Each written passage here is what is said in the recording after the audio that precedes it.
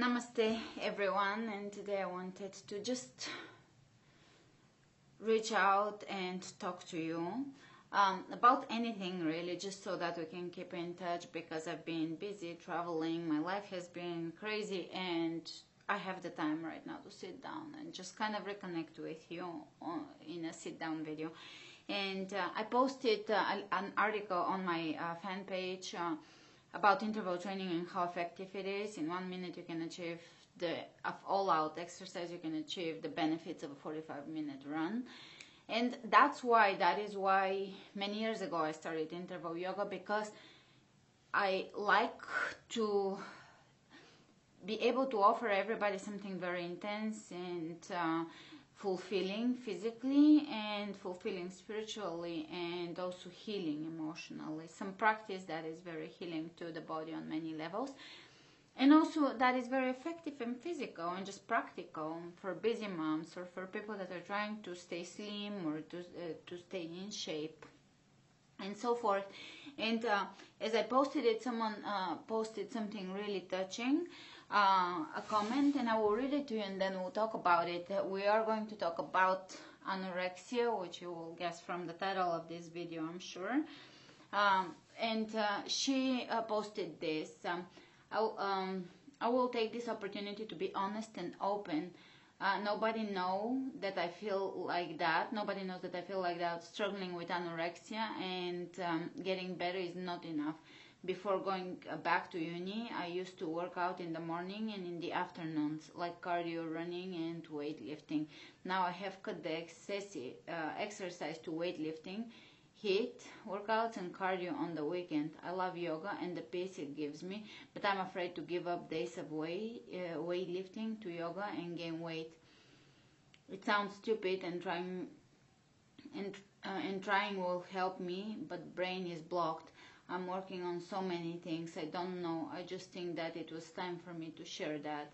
It is silly to know that you're not fat. I use a size 34 or a size 2 US, but still being unable to give in, still working on myself one day at a time. That is a great and an honest way to look at yourself, at oneself, and just start a journey of healing by first being honest, even if you feel that you're getting nowhere with just being honest because you're still having the same behavior. No, you're getting on the right track.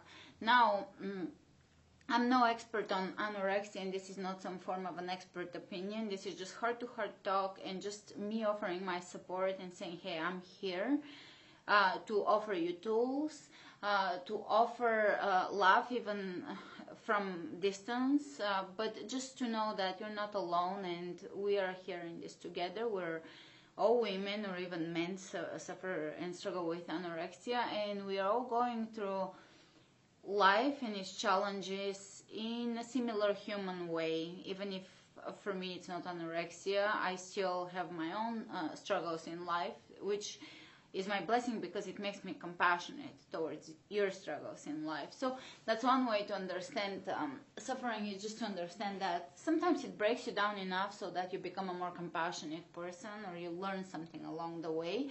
Usually when we struggle with something, what we're struggling with is our own resistance, because you always have to remember, you're okay.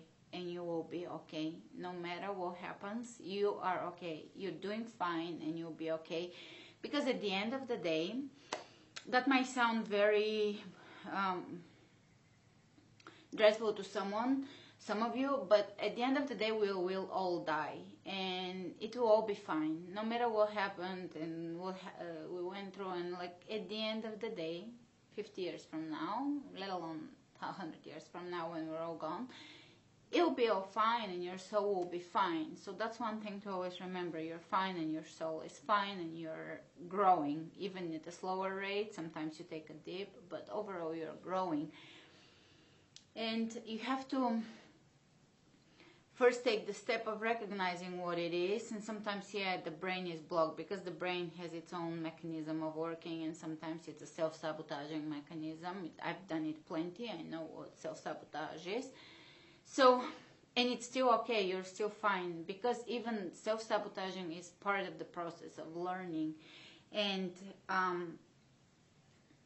as far as gaining weight, of course you're going to be in good shape doing less, because even for me, I love to be physical, and I used to work out a lot and go to the gym a lot and do a lot of yoga, and I was not thinner back then. On the contrary, when I switched to less workouts and very short ones, my appetite was less, and it just so balanced itself out. And we all have vanity. We're all vain beings, and it's nothing wrong with that. Don't feel bad about noticing how you look, noticing your physical body, because your physical body is hosting your divine body, and they're both divine actually. So your physical body is hosting your spiritual body, and they're both part of the divine. You are a divine being, physically and spiritually and emotionally and so forth. And understanding or having some form of vanity is nothing to be shy about. We all notice how we look, and it's good to kind of take care of yourself and just take care of your makeup or buy nice clothes. Nothing wrong with that, as long as there is not like super crazy imbalance in that, and you're just like only obsessing about that, but just having a nice balance about, okay, you want to look cute, beautiful, whatever, it's fine. You're fine. Nothing is wrong with you if you're vain. And I just wanted to say that, yeah, it takes a while, but when I switched to to the type of workouts that I'm offering, the type of yoga classes, I feel that I got in better shape, and overall less wear and tear on my joints and everything. The muscle and the leanness was about the same. Maybe my body became a little less muscular and more slim, maybe in a way, because no bulk added from the weights, but overall it's about the same. And I feel I'm offering the healthiest thing I can offer to you. So that's why I feel very blessed to be offering my classes, because I also am offering what I would love to take most, which is classes, tools for improvement at home. Oftentimes when you're alone and you're having the luxury of self-reflection and growth through self-reflection. So I think I touched upon a few things. I'm sure I'm forgetting a bunch of things I wanted to say, but that's usually how it goes. If you have any moral support, anything to add to this, you can post it in the comments below. I always feel like I should address anorexia every so often, because a lot of my followers are young girls, and anorexia is very, very prevalent right now, and a lot of you are telling me, writing to me or posting that you're suffering with anorexia. And of course there is many ways to heal and many ways to overcome mental blockage, but one is to just first recognize it and start working towards consciously reducing things, understanding that you'll be okay, that you will not blow up, and you will be fine. If you relax with your life, you will find things that are very enjoyable. You will find things that will take your focus away from food and your body image.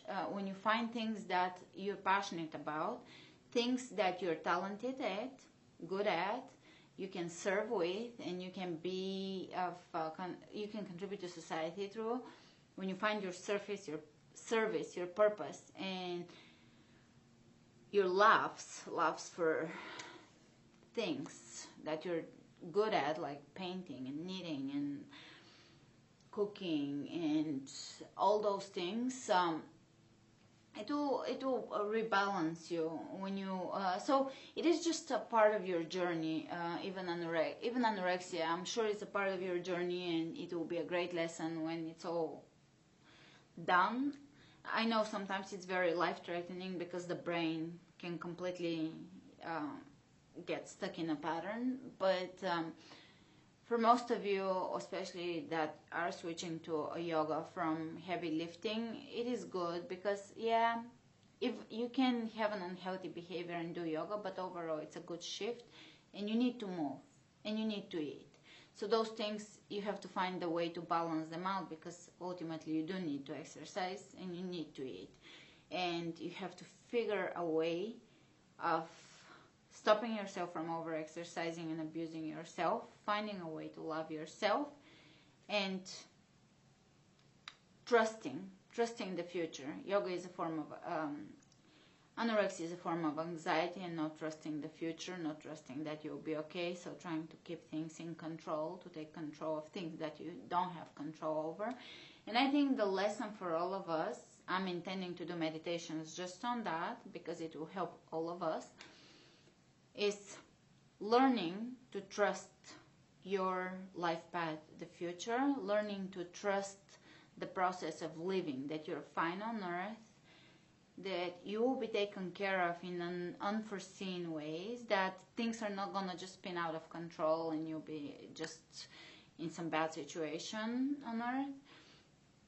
And some of it is just understanding that we will die, and that is a good thing, because we have a guarantee of something on earth, and that is it, that we are going to transcend this place one way or wherever you believe you're going to transcend, but you're going to transcend it. And that once we're there, which is time will go by like this, none of this will matter. None of this will matter. If you're 500 pounds or 100 pounds, or none of this will ultimately in 1,000 years from now will matter, but it's good while you're here to take care of your temple and to take care of what's going on here, because it will help you grow faster. But overall, you're growing. So I think the whole message of the whole thing of this video is you're fine. To just tell you, because to me, especially when I was going through my 20s, I did have anxiety and about my future, and just general anxiety about life and living and all of that. And the things that resonated the most with me is that I'm fine. I'll be fine. And everything will be fine. It will work out. You're on a good path and it will work out. You're on the right path and it will work out. And that always encouraged me. That always made me feel so much better about where I'm at in life, even if I compared myself to my peers and I was taking a totally crazy route, obviously, because I didn't stay in my home country and get a career, have kids and all of that. I chose a route that is very, a path that is a little more risky, but it was my heart path, and I had to remind myself I'm fine and I'm doing the right thing and everything will work out and I'll be fine. And that is the message for all of us. We'll be okay. Just get through everything with staying true to your heart, staying inspired and calm and confident that you are on the right path, and ultimately every path will take you where you're going. There's no mistakes to be made. The only mistakes are when you are thinking you are on the wrong path. That is an illusion. There's no such thing. You're on the right path, and everything is part of your learning experience. I think that was a mouthful, right? I talked very fast. And if you have any questions, let me know. Anything that you want us to just kind of chit-chat about and talk, and I'll make videos whenever I can and whenever I have talk energy, because that is a hard thing for me. I don't have talk energy all the time. Sometimes I want to be very silent, and I have to have this energy, the talk energy, to make one of these videos. But anyways, I love staying in touch with you, and I love hearing from you, and I love you. Namaste.